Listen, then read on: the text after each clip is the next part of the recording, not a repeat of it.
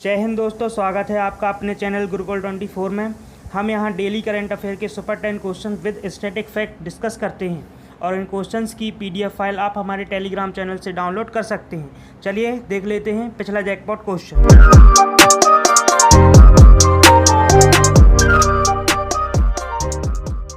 पिछला jackpot question था UNESCO में ई का पूर्ण रूप क्या है। तो एजुकेशनल इसका सही आंसर था और सुदीप ने इसका सही आंसर किया था। चलिए बढ़ते हैं हमारे सुपर 10 क्वेश्चंस की ओर। किस राज्य के मुख्यमंत्री ने यूजी पाठ्यक्रमों के लिए आपका मित्र चैट बोट लॉन्च किया है? मध्य प्रदेश, हरियाणा, केरल या पंजाब? भारत का पहला शैक्षणिक व्हाट्सएप चैटबॉट आपका मित्र, जो कि एक व्हाट्सएप चैटबॉट है। मनोहर लाल खट्टर ने नए शैक्षणिक सत्र के लिए 2020-21 के लिए सरकारी सहायता प्राप्त और स्व-वित्त पोषित कॉलेजों में अंडर ग्रेजुएट पाठ्यक्रमों के लिए शिक्षक व्हाट्सएप ऐप चैटबॉट आपका मित्र और ऑनलाइन प्रवेश प्लेटफॉर्म लॉन्च किया है। तो आपका आंसर होगा हरियाणा। अब बात आई है हरियाणा की, तो डिस्कस कर लेते हैं हरियाणा के बारे में। हरियाणा भारत का उत्तरी राज्य है जो पंजाब, राजस्थान, उत्तर प्रदेश, हिमाचल प्रदेश से अपनी बॉर्डर शेयर करता है। हरियाणा में अभी हाल ही में पायलट प्रोजेक्ट के आधार पर 1100 गांव में कोविड वाटिका की स्थापना की गई और रन थ्रू प्रणाली के तहत अभी हाल ही में सरकार ने फाइल्स की शीघ्रता से निपटान के लिए एक प्रणाली शुरू की है। और अभी हाल ही में ओलंपिक खेलों में स्वर्ण पदक विजेताओं के लिए यहाँ की सरकार ने 6 करोड़ नगद राशि प्रदान करने की घोषणा करी है। और हरियाणा सरकार ने ही राखी गढ़ी नामक हड़प्पा स्थल पर एक राष्ट्रीय संग्रहालय स्थापित करने की घोषणा करी है। यहाँ की राजधानी है चंडीगढ़। मनोहर लाल खट्टर जी यहाँ के सीएम हैं और सत्यदेव नारायण आर्य यहाँ के राज्यपाल हैं।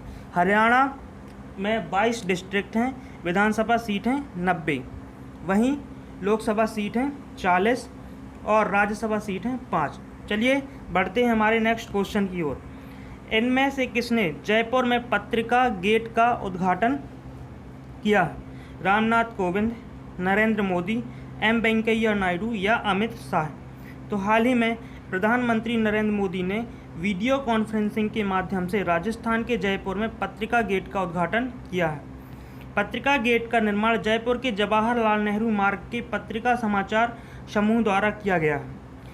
पीएम मोदी ने राजस्थान पत्रिका समूह के प्रधान संस्थापक और पत्रिका समाचार के अध्यक्ष गुलाब कोठारी के द्वारा लिखित पुस्तक संवाद, उपनिषद और अक्षर यात्रा का भी विमोचन किया है।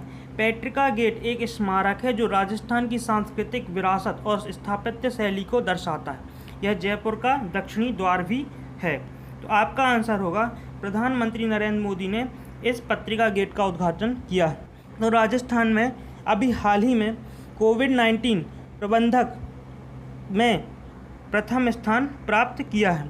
वहीं इंदिरा रिसोर्ट योजना नामक अभी हाल ही में राजस्थान में स्टार्ट हुई है, जिसमें आर्थिक रूप से कमज़ोर वर्ग को भोजन प्रदान किया जाएगा। वहीं विश्व का सबसे बड़ा सोलर पार्क अभी राजस्थान के वंडला पार्क में जोधपुर में स्थित है, स्थापित किया जाएगा। राजस्थान की राजधानी है जयपुर। कलराज मिश्र यहाँ के राज्यपाल हैं और अशोक गहलोत जी सीएम हैं। विधानसभा सीट हैं 200 और लोकसभा सीट हैं 25 और राज्यसभा सीट हैं 10। वहीं हाल ही में प्रधानमंत्री मोदी जी ने रीवा में, मध्य प्रदेश की रीवा में सबसे बड़ा सोलर पार्क का भी विमोचन किया था। चलिए बढ़ते हैं हमारे नेक्स्ट क्वेश्चन की ओर। इनमें से किसको इंदिरा गांधी शांति पुरस्कार से सम्मानित किया गया?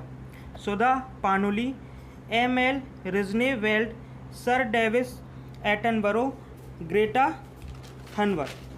तो हाल ही में सर डेविड एटनबरो को 2019 के प्रतिष्ठित इंदिरा गांधी शांति पुरस्कार से सम्मानित किया गया है। वह एक अंग्रेजी प्रसारक और इतिहासकार हैं। बीसीसी नेचुरल हिस्ट्री यूनिट को लिखने और प्रस्तुत करने के लिए वह प्रसिद्ध हैं। उन्होंने पृथ्वी पर जैव विविधता को संरक्षित और सुरक्षित रखने के लिए जागरूकता करने के लिए काम किया है। इंदिरा गांधी शांति पुरस्कार के बारे में जान लेते हैं। तो शांति, निशस्त्रीकरण और विकास के लिए इसको प्रदान किया जाता है। इसका नाम पूर्व प्रधानमंत्री इंदिरा गांधी के नाम पर रखा गया है, जो कि भारत की पहली महिला प्रधानमंत्री हैं। इंदिरा गांधी मेमोरियल ट्रस्ट द्वारा 1986 से इसे हर साल प्रदान किया जाता है। इसमें 25 लाख की नगद राशि प्रदान की जाती है। तो आपका आंसर होगा सर डेविड एटनबरो को अभी हाल ही में इंदिरा गांधी शांति पुरस्कार प्रदान किया गया है। और ऑप्शन की बात कर लेते हैं तो सुधा पानुली को अभी हाल ही में राष्ट्रीय शिक्षक पुरस्कार दिया गया है। एम.एल. रिजनेलवेल्ट को अभी हाल ही में यह एक डच लेखिका हैं जिनको द डिस्कम्फर्ट ऑफ इवनिंग के लिए इंटरनेशनल बुकर पुरस्कार 2020 से सम्मानित किया गया है। स्वीडन की 17 वर्षीय ग्रेटा थुनबर्ग को इनॉग्रेशन ऑफ गुल्बनकियान प्राइज से सम्मानित किया गया है। चलिए बढ़ते हैं हमारे नेक्स्ट क्वेश्चन की ओर। अखिल भारतीय टेनिस संघ द्वारा इनमें से किसको अपना नया अध्यक्ष चुना गया? वी.के. यादव, अनिल जैन, अनिल धूपर या बी.के. गुलाटी? तो हाल ही में अनिल जैन को ऑल इंडिया टेनिस एसोसिएशन का नया अध्यक्ष चुना गया। अखिल भारतीय टेनिस संघ ऑल इंडिया टेनिस एसोसिएशन द्वारा अनिल जैन को अपना नया अध्यक्ष चुना गया। वहीं अनिल धूपर को महासचिव चुना गया। भारत के डेविस कप्तान रोहित राजपाल को 2024 तक के लिए 4 साल के कार्यकाल के लिए कोषाध्यक्ष चुना गया है। तो आपका आंसर होगा अनिल जैन। अनिल जैन को भारतीय टेनिस संघ का नया अध्यक्ष चुना गया। अब बात आई है टेनिस संघ की। तो ऑल इंडिया टेनिस एसोसिएशन की स्थापना हुई थी 1920 में। इसका मुख्यालय है नई दिल्ली में। और अदर ऑप्शन की बात करें तो VK. Yadav ji railway board के नए मुख्य कार्यकारी अधिकारी बनी। गुलाटी जो कि फेडरेशन ऑफ ऑटोमोबाइल्स डीलर्स वाडा के नए 35वें अध्यक्ष बने हैं। इनका पूरा नाम बिंकेश गुलाटी है। चलिए बढ़ते हैं हमारे नेक्स्ट क्वेश्चन की ओर। इनमें से किस बैंक ने अपने 115वें स्थापना दिवस पर signature visa debit card launch किया है? Aditya Birla bank, ICICI bank, axis bank या बैंक ऑफ इंडिया? तो अभी हाल ही में बैंक ऑफ इंडिया ने signature visa debit card launch किया है। बैंक ऑफ इंडिया ने अपने 115वें स्थापना दिवस के अवसर पर ज़्यादा आय वाले अथवा औसतन 10 लाख रुपए और उससे अधिक का तिमाही औसतन बैलेंस बनाए रखने वाले व्यक्तियों के लिए अंतर्राष्ट्रीय संपर्क रहित debit card signature visa debit card launch किया है। इसमें POS ई-कॉमर्स पर 5 लाख और ATM पर 1 लाख तक की खर्च सीमा होगी। बैंक ऑफ इंडिया का मुख्यालय है बैंक ऑफ महाराष्ट्र। MD हैं अतुल कुमार दास। टैगलाइन है रिलेशनशिप बियॉन्ड बैंकिंग। वहीं बैंक ऑफ इंडिया की स्थापना हुई थी 7 सितंबर 1906 में। तो आपका आंसर होगा बैंक ऑफ इंडिया। चलिए बढ़ते हैं हमारे नेक्स्ट क्वेश्चन की ओर। हाल ही में किस तेलुगु दिग्गज अभिनेता का निधन हो गया है?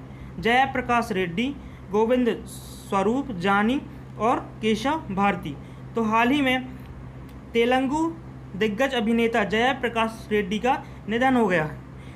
जयप्रकाश रेड्डी को वेंकटेश की 1988 की फिल्म ब्रह्मपुत्रदत्तु में अभिनय करने का मौका मिला था। वह पुलिस उप निरीक्षक के रूप में कार्य करते थे।